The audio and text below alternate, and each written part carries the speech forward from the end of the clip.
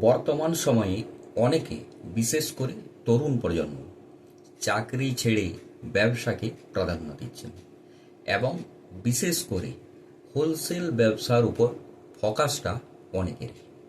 এর কারণ বেশি লাভের সাথে কম গ্রাহক ডিলিংস। এই শিক্ষামূলক আলোচনায় আমি বাদল বিডি লার্নিংয়ে আপনাদের স্বাগত। যারা চ্যানেলটি নতুন দেখছেন এবং যারা এখনও পর্যন্ত সাবস্ক্রাইব করেননি অবশ্যই করবেন এবং ভিডিও ভালো লাগলে লাইক এবং শেয়ার করতে ভুলবেন না। আসা যাক এমনি কিছু হোলসেল ব্যবসার আলোচনা নিয়ে, যার চাহিদা সব সময় থেকে থাকে, সাথে লাভের অঙ্কও বেশ ভালো জায়গায়। এক, কাপড়ের হোলসেল ব্যবসা। কাপড় এমন একটা গুডস যার চাহিদা কোনো দিন শেষ হয় না। পরব বলুন, বিয়ে বলুন, সবইতেই নতুন কাপড়ের একটা ডিমান্ড থাকে, আর যা মোটামুটিভাবে সবসময় লেগেই থাকে। বড় বড় পাইকারি বাজার থেকে ক্রয় করে স্থানীয় দোকানে সাপ্লাই করা যেতে পারে।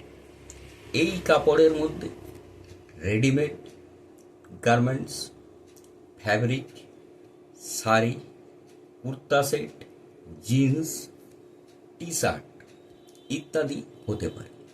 এতে প্রফিট মার্জিনও বেশ ভালো জায়গায়। দুই, প্লাস্টিক জিনিসের হোলসেল ব্যবসা। প্লাস্টিক দিয়ে তৈরি জিনিস এর চাহিদা এখন গ্রাম থেকে শহর সর্বত্রই। তার কারণ অন্যান্য ধাতু তৈরির জিনিসের দামের থেকে অনেকটাই কম এবং ফ্যান্সি।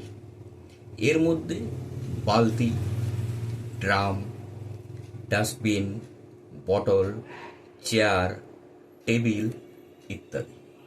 আর এইসব জিনিসের চাহিদা ঘর, অফিস, স্কুল, কলেজ সর্বত্র।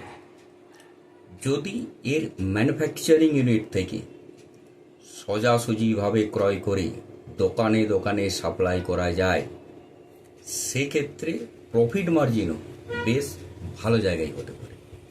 তিন, খেলনার হোলসেল ব্যবসা। আমাদের দেশে বাচ্চার খেলনার বাজার দ্রুত গতিতে বেড়ে চলেছে।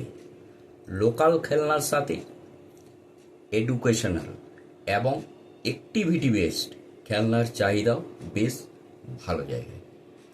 পাইকারি বাজার থেকে ক্রয় করে দোকানে, গিফট শপ কিংবা ডে কেয়ার স্টোরে সাপ্লাই করা যেতে পারে।